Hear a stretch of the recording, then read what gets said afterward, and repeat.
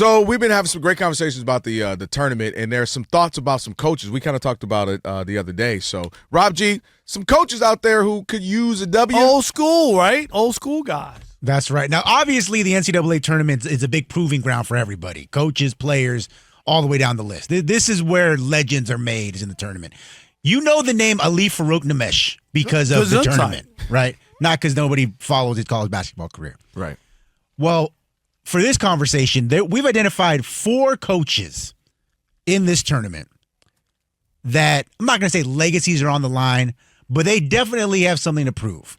Whether it's because of transgressions at other schools, shout out to Houston's Kelvin Sampson and Auburn's Bruce Pearl.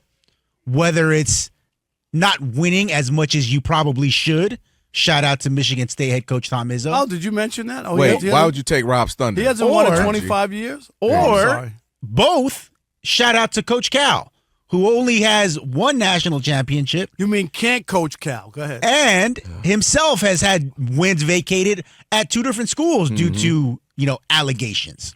So, guys, of those 4 coaches, Izzo, Pearl, Calipari, Sampson, which one do you think would have their reputation or their legacy bolstered the most by winning a national championship in this tournament? I totally get everybody you just named, but it's easy for me. And it ain't because his name is mine. It's Kelvin Sampson for me. Couple of reasons why. When you break down the other guys, John Calipari is known for multiple things, right? His look, his style, infamy. He's running around with Drake. He's running around with rappers. He has a championship. And I do think part of Cal's legacy is the not winning, but having super loaded teams, right? You got all these teams with John Wall, DeMarcus Cousins, Eric Bledsoe. You got teams all the way back to Memphis with Derrick Rose and CDR. You got teams when you were at UMass with Marcus Camby. So I think part of Cal's appeal is the teams. He's got documentaries. So I kind of think he's cool, figuratively and literally. Like, I think he's cool, and I think people like him.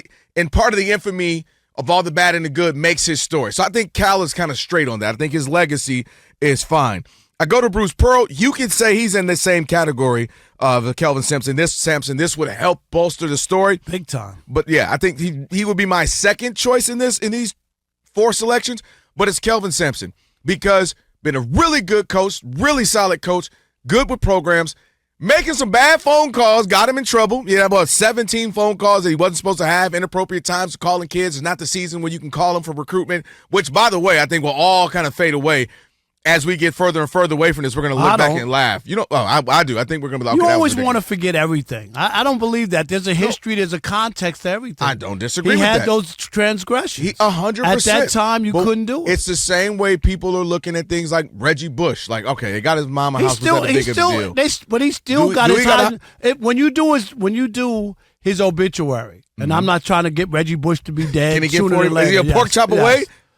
That story, his Heisman was taken away and then returned. Right, but it was returned. So what I'm saying is, it doesn't go away. No, I'm not disagreeing. Okay. I'm saying Kelvin Sampson will be like, all right, that was kind of, looking back, that was a bit harsh for the transgression. And I understand the time, the rules of the era. But I think we'll look back. I think we'll start looking back in the NCAA and saying, y'all are wilding. Similarly, how your sport, baseball, with the voters starting to get a little more lenient with guys with steroids or at least alleged steroids because they started to realize how rampant it was. The league knew. Maybe we'll give a little grace. But I think Kelvin Sampson needs just to bolster the resume, to put himself in the Izzo conversation, in the Calipari, saying, these other guys y'all mentioned who had a bunch of wins and a bunch of good teams but only have one, well, at least put me in there. So the easy answer for me is Kelvin Sampson. This can do good for his legacy, for his name, and I think it's Kelvin Sampson. Whereas Tom Izzo, he's been to a bunch of finals. He's won one, bunch of Final Fours. He's one of the best names in 30 years of the last 35 years of the sport. Calipari as well, and I think the easy answer for me is Kelvin Sampson. I think it's Tom Izzo. I really do. And I know he's already in the Basketball Hall of Fame. Yeah, that's what I mean. You don't think he's made enough? No, I really don't. And he knows it. If you ever listen to any interview, he would give up everything to win another championship. I don't disagree with that. He would. I don't disagree with that. Because he understands that ultimately, like, he hasn't really punched his ticket. He won one. I say this all the time. Anybody can win once. When you start to win multiple and you know what I mean? Like different kids, different situations, different scenarios, you're looked at differently. You really are. And I'm not saying that winning in one place is the worst thing in the world, But I'm saying it speaks volumes. And to me, when I think of Tom Izzo and that 25 years have passed, I think of a coach who was stubborn for a long time, who thought it was about him, not about the kids, because he didn't do the one and done. He didn't do that. He took a long time. Even Coach K gave in. He was like, all right, go give me Kyrie. He played 11 games. I'm good with that. He was like, go give me some of these kids. This is what I'm saying, because you got to. Tatum. What happens when you don't adjust?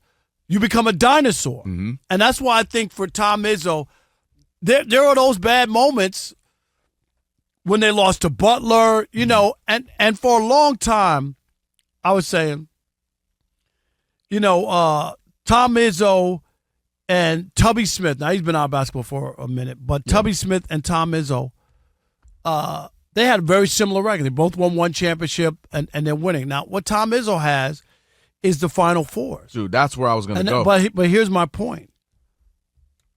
His record in Final Fours are not good, and his records against the best teams is terrible. Go look at Tom Izzo's record when he plays the Dukes, the North Carolina. You know what I mean? The Blue Bloods.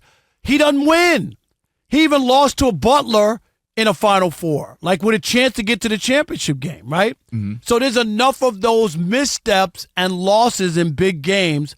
That's why I think Tom Izzo needs to win again. And it would be a big gap, 25 years, but I think he would rest easier and people would feel better. The worst thing that can happen is for Tom Izzo to coach another 4 or 5 years and not win. Look at Jim Boeheim. 52 years at Syracuse with one title. And if it wasn't Melo. And now when you just say that out loud, does that sound like that's anything special? I'm serious. No. I mean, winning a title is huge. I don't ever want to belittle that because it's very difficult. Years. But 52 years is crazy. But this is where I go back and where I don't push back on the Tom Izzo. We don't actually talk about the championship game. We kind of say Final Fours. Like, that's a big deal in the sport. Final Fours is a huge deal. Like, we'll say, here is such and such. Here's Jimmy King played in the Final Four, 2 Final Fours. Like, that's a big deal. So him to have 8, for him to be the most wins in an entire Big Ten, like, that's huge. And I think, again, he's been to a couple national titles. Don't forget that he lost one, but he's been to a couple. Yeah, that game was over in 5 minutes. But I'm saying, so for him, I'm saying in the big games against the best talent. I'm not actually disagreeing that you can say he's slightly underwhelming, but I don't think he needs this to bolster his legacy. I think Tom Izzo is a made man. I don't know if there's 3 active coaches who are bigger than him. You know what I mean? Like, he's Tom Izzo. But he's living off of something, to me. When you really talk about getting to the Final Four and all that, what are you winning, 3 games? Right? Mm-hmm. I'm just saying that when you get there, it's cool to get there. Like, I always bring up the Buffalo Bills. Mm-hmm. He hasn't done well in the Final Four. By getting there is nice. Right. When they lost, who was that school they lost to in the first round a couple of years ago? Oh my! You know what I'm saying? I remember. Yeah. Like that was one of the low points. Why isn't there. it Bruce Pearl or Kelvin Sampson, who have never won a title? You know, who have been one of the two of the better, especially Bruce Pearl, been a better, really good coach. Izzo's already in the Hall of Fame, and I think even he feels a little weird that, you know what I mean? Like really? Like, okay, I'm in the Hall of Fame, but did he really? If you put in Coach K, to me, Coach K and Tom Izzo are not on the same level. And it ain't just a matter of Coach K won, what, 4 championships? 4 or 5? Yeah. You know what I mean? Like, and Izzo only has 1. I'm just saying, when I think of Izzo, I think of underwhelming. That they didn't do as much as they should have. They got to the Final Four. They were a step away from winning. And his record in the Final Four isn't good. And I don't have the numbers in front of me. Yeah. But when they played that game against North Carolina, North Carolina at Ford Field, I remember people telling me, "Oh yeah, no, they got annihilated." Ty Lawson was going crazy. Annihilated. But this is my point. Going back to Kelvin Sampson, you could argue even Bruce Pearl is. I'm in the company now, right? Because if Kelvin Sampson's still relatively young, meaning he could coach another 10, 15 years, if he gets one. That goes great for recruiting. Now he's in the game. Whose clock is ticking, though, faster is what I'm saying is Tom Izzo's clock. That's where we'll disagree on the presentation of the question. most who needs it to bolster their legacy. To me, Kelvin Sampson can get in the mix with the win. Right now, I've been through the sanctions. I've been to a Final Four before, but now I got a title. I won. Maybe that helps with recruiting. Now maybe I need to get to 2 more Final Fours. Like this, Bruce Pearl, again, you can maybe argue him as well. Tom Izzo is a pork chop and a side salad away from, you know what I mean? Maybe that side salad will save him. But I just think Tom Izzo is a made man. And the last point I'll make in favor of Tom Izzo is that there was that run where if you played all 4 years with him, you were going to make a Final Four. Remember, he had He's like 2 3 or and 4 6 iterations. in Final Fours.